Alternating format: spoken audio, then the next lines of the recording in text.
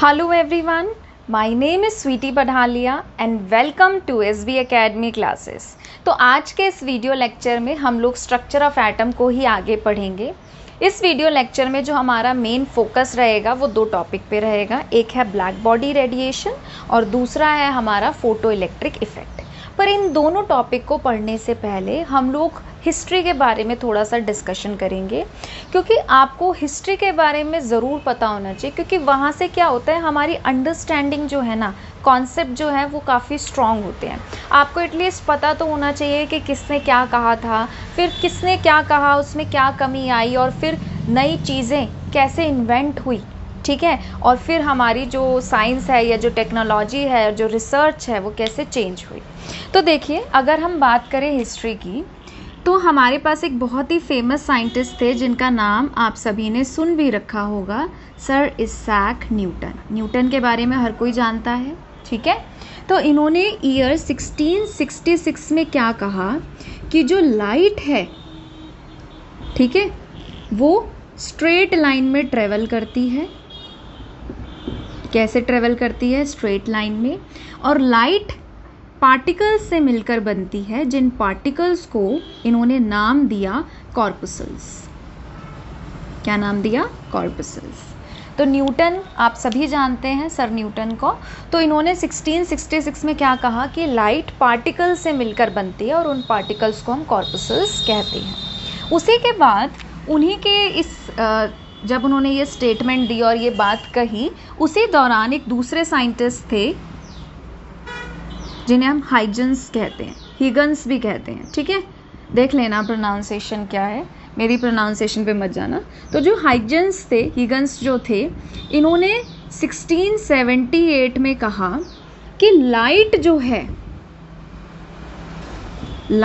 है वो wave nature show करती है। वो कैसा नेचर शो करती है? वेव नेचर शो करती है।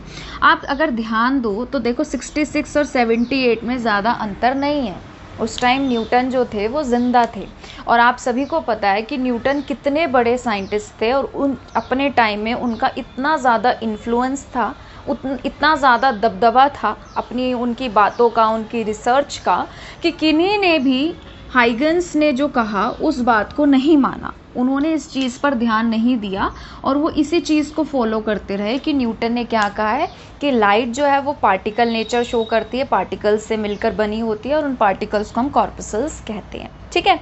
फिर समय बीतता गया 200 साल निकल गए, ठीक है, लगभग। तो फिर उसके बाद एक साइंटिस्ट आए जिनका नाम था मैक्सवेल। मैक्सवेल के बारे में भी आपने सुना होगा, ठीक है। तो मैक्सवेल ने क्या कहा, कब? 1874 के आसपास की बात है, ठीक है, ईयर अप्रॉक्सीमेटली इतना ही है। तो मैक्सवेल ने 1874 के आसपास, 64 था जो ईयर था वो 64 था। तो मैक्सवेल ने 1864 के आसपास क्या कहा कि जो लाइट है वो कैसा नेचर शो करती है? वो शो करती है इलेक्ट्रोमैग्नेटिक नेचर, या इलेक्ट्रोमैग्नेटिक रेडिएशंस जो है, लाइट वैसा नेचर शो करती है। और इलेक्ट्रोमैग्नेटिक वेव्स या इलेक्ट्रोमैग्नेटिक रेडिएशंस हम किसको कहते हैं? हमने पिछले वीडियो लेक्चर में पढ़ा था कि अगर लाइट एक डायरेक्शन में प्रोपोगेट कर रही है तो इलेक्ट्रिक फील्ड और मैग्नेटिक फील्ड जो है वो उसके क्या होती है? परपेंडिकुलर, और आपस में भी क्या होती है? परपेंडिकुलर। ये बात याद है आप सभी को? ये हमने पढ़ा था, ठीक है।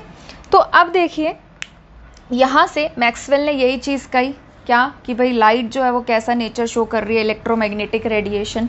अब इलेक्ट्रोमैग्नेटिक रेडिएशन है वो वेव की फॉर्म में ट्रेवल कर रही है। यही बात हिगन्स ने भी कही थी 1678 में, बट उस टाइम न्यूटन की वजह से इनकी बात पे किसी ने इतनी उनको तवज्जो नहीं दी, इतनी इम्पोर्टेंस नहीं दी, ठीक है। तो अब हम आगे बढ़ते हैं। ये थोड़ा बहुत मैंने आपको हिस्ट्री के बारे में बताया कि भाई किसने क्या क्या चीज़ें कही। अब देखिए क्या है, जब ये वाली चीज़ हुई तो एक्सपेरिमेंट शुरू हो गए कि अरे लाइट में वेव नेचर भी होता है, लाइट वेव नेचर भी शो करती है। धड़ाधड़ एक्सपेरिमेंट स्टार्ट हो गए, और 3 एक्सपेरिमेंट्स थे जिन्होंने साइंस में, आप कह सकते हो फिज़िक्स में एक तरीके से, ठीक है, क्रांति ला दी। बहुत ही रेवोल्यूशन लेकर आ गए वो, ठीक है। सबसे पहले आया ब्लैक बॉडी एक्सपेरिमेंट, सबसे पहले क्या आया, ब्लैक बॉडी रेडिएशन एक्सपेरिमेंट। फिर आया वो था फोटो इलेक्ट्रिक इफेक्ट। दूसरा क्या था, फोटो इलेक्ट्रिक इफेक्ट। और तीसरा था कॉम्पटन इफेक्ट। तीसरा क्या था, कॉम्पटन इफेक्ट, ठीक है। बट 11th में कॉम्पटन इफेक्ट हम लोग नहीं पढ़ते हैं। आप आगे जाके कभी बीएससी में क्वांटम केमिस्ट्री वगैरह पढ़ोगे ना, तब आप कॉम्पटन इफेक्ट और इससे रिलेटेड जो भी एक्सपेरिमेंट था वो पढ़ोगे। 11th में हम लोग सिर्फ ब्लैक बॉडी रेडिएशन और फोटो इलेक्ट्रिक इफेक्ट पढ़ते हैं, ठीक है। तो ये इफेक्ट जो थे ये 1900 के बाद मतलब हुए थे, ये 1900 में हुआ था, ये उसके बाद हुआ था। तो सबसे पहले हम लोग स्टार्ट करेंगे ब्लैक बॉडी रेडिएशन के बारे में। अब देखिए ब्लैक बॉडी रेडिएशन क्या है, ठीक है। रेडिएशन पे तो हम बाद में जाएंगे, सबसे पहले ना हम इस चीज़ को समझेंगे कि हम ब्लैक बॉडी किसको कहते हैं। अब ध्यान से देखो, अगर मैं आपसे बोलूं कि बेटा यहाँ पे मैंने कोई ऑब्जेक्ट रखा है, ठीक है, और इस पे कुछ लाइट गिर रही है, क्या गिर रही है, लाइट फॉल कर रही है। आपने देखा जब भी लाइट किसी चीज़ पे, किसी भी ऑब्जेक्ट के सरफेस पे गिरती है वो रिफ्लेक्ट करती है। वो क्या करती है, रिफ्लेक्ट करती है। और जब वो हमारी आंखों में पड़ती है तो हमें कलर्स दिखाई देते हैं, मतलब कलर दिखाई देगा, ऑब्वियस सी बात है। जो रिफ्लेक्टेड लाइट है जब वो हमारी आंखों में गिरती है तभी तो हमें पता चलता है कि हाँ ये ऑब्जेक्ट इस कलर का, ये ऑब्जेक्ट इस कलर का, ये ऑब्जेक्ट इस कलर का है, ठीक है। अब ध्यान से सोचो कि अगर वो लाइट रिफ्लेक्ट ही ना करे, किसी ऑब्जेक्ट पे लाइट गिरी और वो रिफ्लेक्ट ही नहीं कर रही, रिफ्लेक्शन क्या है, ज़ीरो, ठीक है। यहाँ पे रिफ्लेक्शन जो है वो क्या है, ज़ीरो है, हो ही नहीं रहा है। तो आपको उस ऑब्जेक्ट का या उस बॉडी का कलर कैसा दिखाई देगा, जब वो आपके आईज पे गिरेगा ही नहीं तो आपको वो जो ऑब्जेक्ट है वो कैसा दिखाई देगा, वो आपको दिखाई देगा ब्लैक। क्या दिखाई देगा, ब्लैक। ऐसे ऑब्जेक्ट, ध्यान से सुनो, ऐसे ऑब्जेक्ट जो लाइट को रिफ्लेक्ट नहीं करते हैं, जो भी उन पे गिर रहा है उसे एब्जॉर्ब करे जा रहे हैं, करे जा रहे हैं, करे जा रहे हैं, करे जा रहे हैं, बट रिफ्लेक्ट नहीं कर रहे, ऐसे ऑब्जेक्ट को हम बोलते हैं ब्लैक बॉडी। ये बात समझ में आई। तो सबसे पहले हम लोगों ने क्या चीज़ डिस्कस करी कि ब्लैक बॉडी हम किसको कहते हैं। जब भी किसी ऑब्जेक्ट पे लाइट गिरती है और वो रिफ्लेक्ट करके हमारी आंखों तक जब पहुंचती है तो हमें कलर दिखाई देता है। बट अगर कोई ऐसी बॉडी जिस पर लाइट गिर रही है, फॉल करे जा रही है और वो एब्जॉर्ब करे जा रहा है, करे जा रहा है, करे जा रहा है, करे जा रहा है, करे जा रहा है, उस ऑब्जेक्ट को हम बोलते हैं या उस बॉडी को हम बोलते हैं ब्लैक बॉडी। इतनी बात सभी को क्लियर है, ठीक है। एक लाइन हम लोग पढ़ते हैं कि ब्लैक बॉडी परफेक्ट एब्जॉर्बर होती है और परफेक्ट एमिटर होती है, ठीक है। कभी आप किताब खोल के देखना, आपको एक लाइन मिलेगी कि ब्लैक बॉडी परफेक्ट एमिटर है और परफेक्ट एब्जॉर्बर है। अब कैसे हो रहा है एमिशन, हम तो कह रहे हैं यहाँ पे कि एमिट करे, वो एब्जॉर्ब करे जा रही है, करे जा रही है, करे जा रही है, कैसे हो रहा है एमिशन। अब ध्यान से देखो, इसको इस तरीके से समझते हैं। आपने देखा है कभी जैसे कि मान लो गर्मियों का दिन है, ठीक है, इमेजिन करके चलो कि गर्मियों का दिन है और टेम्परेचर है 30 डिग्री सेल्सियस, ठीक है। मैं गई, मैं फ्रिज से ठंडा पानी निकाल के लाई, ठंडी बोतल थी एकदम, ठीक है, और मैंने रख दी टेबल पे लाके। वो रखी हुई है, थोड़ी देर में पानी जो है वो क्या होगा, गर्म होने लगेगा। ठंडा ठंडा लेके आई थी एकदम चिल्ड, उसका टेम्परेचर कम था, मैंने बाहर गर्मी में ला के रख दिया। अब वो धीरे धीरे जो चिल्ड था, अब उसकी जो भी वो ठंडापन था उसका, वो धीरे धीरे कम होने लगेगा और वो धीरे धीरे धीरे धीरे धीरे धीरे धीरे धीरे टेम्परेचर पे आने लगेगा 30 डिग्री सेल्सियस पर। क्लियर है? क्या अगर रूम टेम्परेचर या जो आसपास का जो वातावरण है अगर वो 30 डिग्री सेल्सियस है, क्या आपको लगता है किसी एंगल से कि वो टेबल पे रखा हुआ पानी उबलने लगेगा? डू यू थिंक सो कि वो पानी उबल जाएगा? ऐसा कभी देखा है जादू होते हुए? नहीं होता है। ठीक है, अब देखो जैसे कि ठंड का मौसम है, ठीक है, मान लो टेम्परेचर है 20 डिग्री। टेम्परेचर कैसा है? 20 डिग्री है।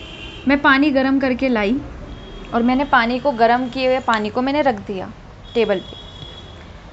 20 डिग्री सेल्सियस अगर एटमॉस्फेयर का है, ठीक है, आसपास का है, तो वो पानी 100 डिग्री से 90, 80, 70, 60 आते आते 20 पे आ जाएगा।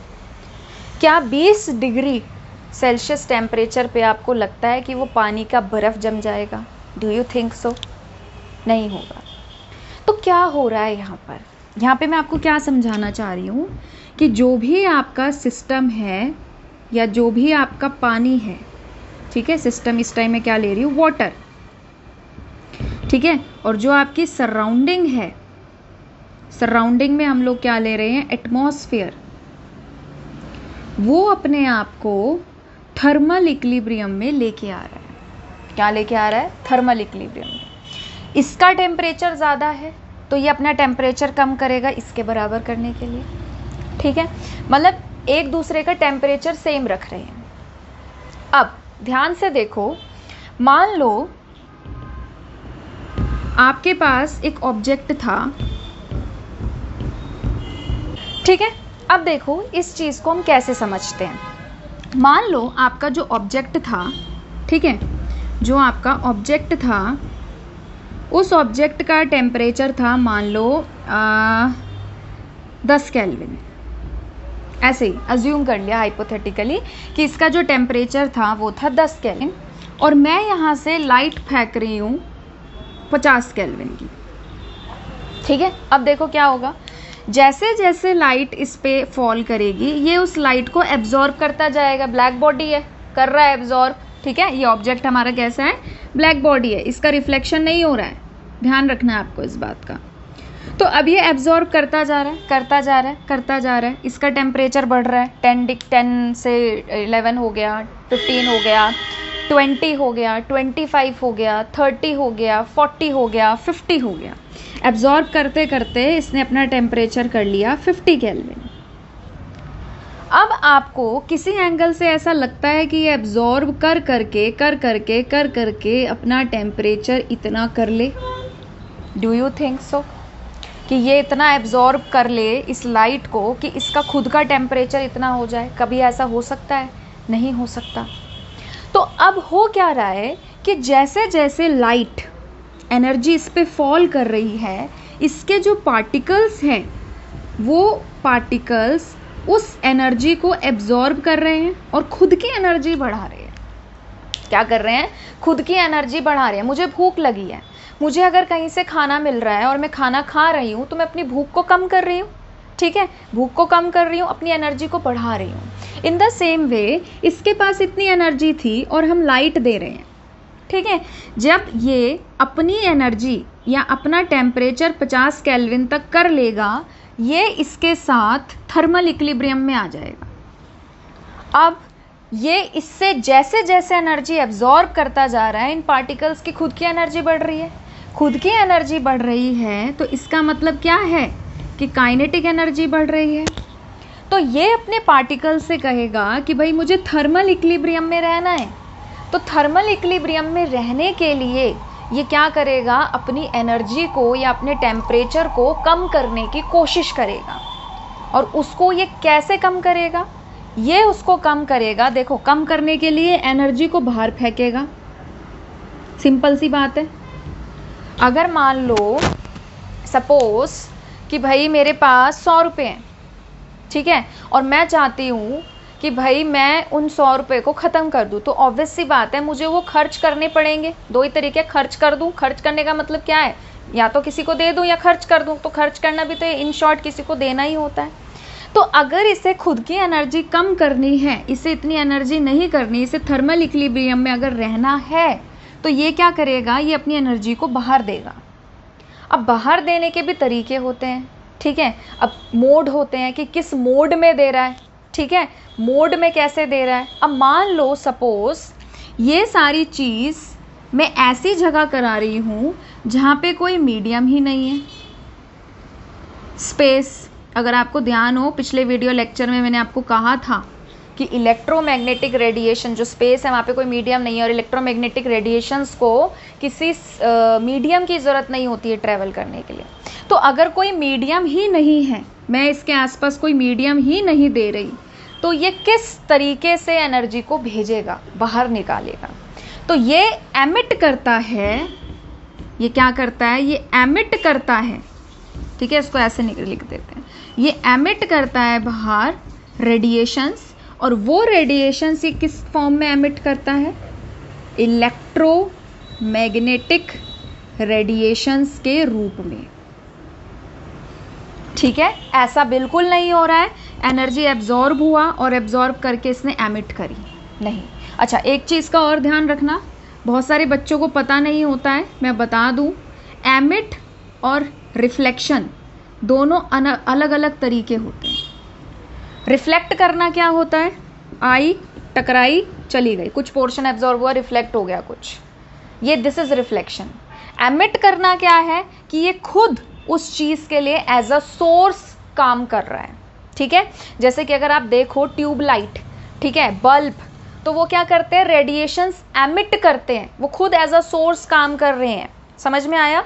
तो ये भी एज अ सोर्स खुद काम कर रहा है। अब ये क्या कर रहा है? रेडिएशंस को एमिट, जो रेडिएशंस इस पर फॉल कर रही है उसको एब्जॉर्ब कर रहा है, थर्मल इक्विलिब्रियम में आ रहा है, और थर्मल इक्विलिब्रियम में आने के बाद ये अपनी एनर्जी को कैसे बाहर भेज रहा है? खुद का टेम्परेचर कम करने के लिए इलेक्ट्रोमैग्नेटिक रेडिएशंस के तौर पर।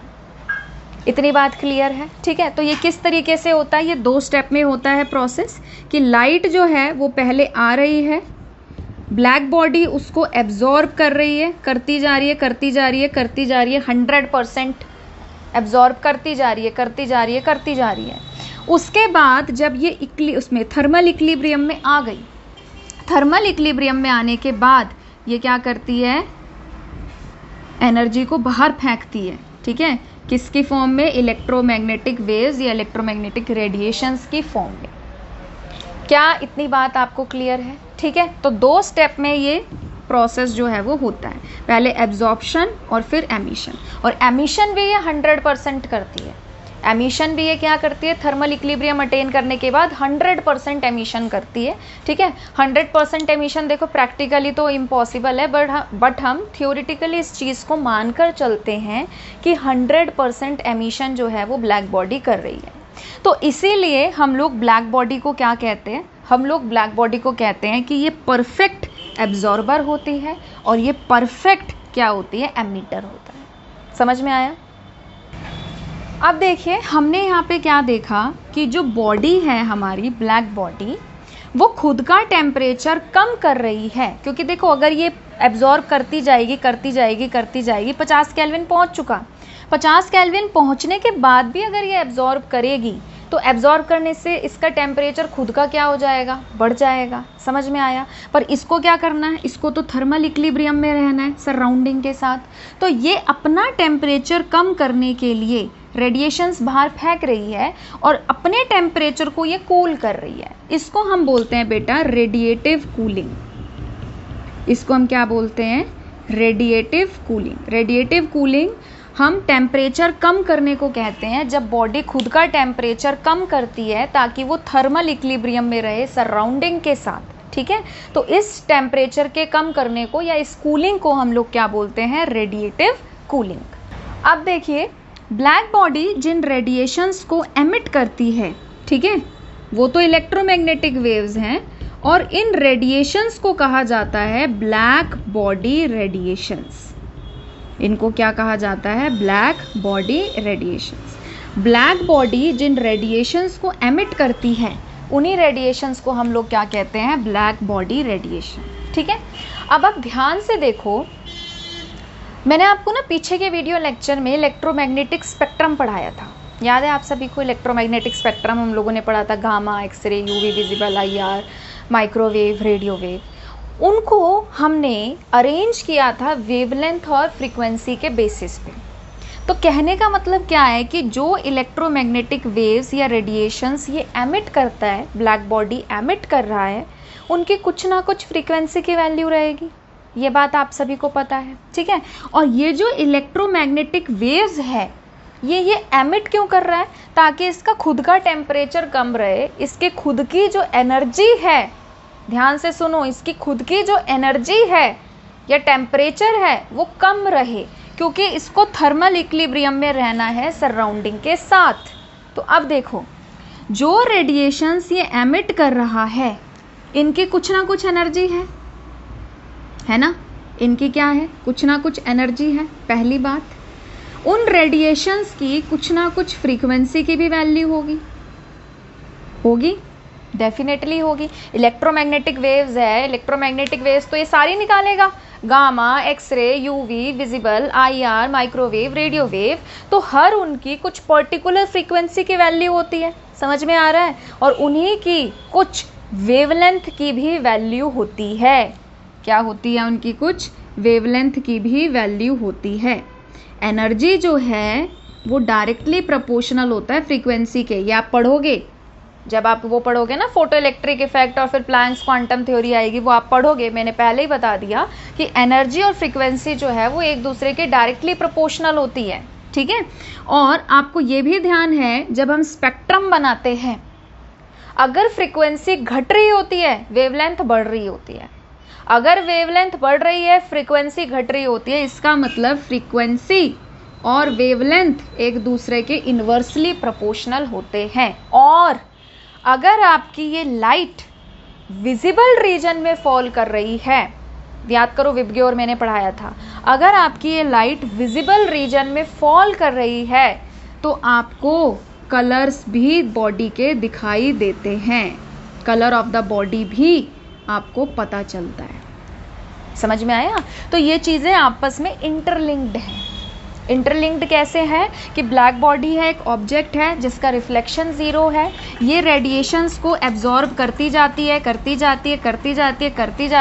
जाती है। इसके जो मॉलिक्यूल्स हैं उनकी एनर्जी बढ़ती जाएगी, काइनेटिक एनर्जी बढ़ रही है, जो भी एनर्जीज़ है वो सारी इसकी बढ़ रही है। उसके बाद एक लिमिट आती है जब ये थर्मल इक्विलिब्रियम एटमॉस्फेयर के साथ अटेन कर लेता है। उसके बाद जब ये एब्जॉर्प्शन कर रहा है, इसकी खुद की एनर्जी, इसका खुद का टेम्परेचर बढ़ रहा है, बट ये चाहता है कि मैं सराउंडिंग के साथ थर्मल इक्विलिब्रियम में रहूं, तो फिर ये एमिट करना स्टार्ट करता है। खुद का टेम्परेचर कम करने के लिए ये एमिशन स्टार्ट करता है, ठीक है। और एमिशंस जो स्टार्ट कर रहा है, रेडिएशंस जो बाहर फेंक रहा है ब्लैक बॉडी, उसे हम बोलते हैं ब्लैक बॉडी रेडिएशंस। और वो रेडिएशंस कौन सी निकल रही हैं? Electromagnetic waves. इलेक्ट्रोमैग्नेटिक वेव्स जो निकल रही हैं उनकी खुद की कुछ पर्टिकुलर वैल्यू है, फ्रीक्वेंसी की, एनर्जी की, वेवलेंथ की। फ्रीक्वेंसी और वेवलेंथ क्या है? एक दूसरे के इन्वर्सली प्रोपोर्शनल। और अगर वो रेडिएशन हमारी विजिबल रीजन में फॉल करती हैं विबग्योर, तो हमें कलर भी दिखाई देता है। इज इट क्लियर और नॉट? आप लोगों को ये बात आई समझ में? अगर किसी भी बच्चे को यहाँ से रिलेटेड कोई डाउट है तो आप मुझे कमेंट सेक्शन में बता सकते हैं, ठीक है। अब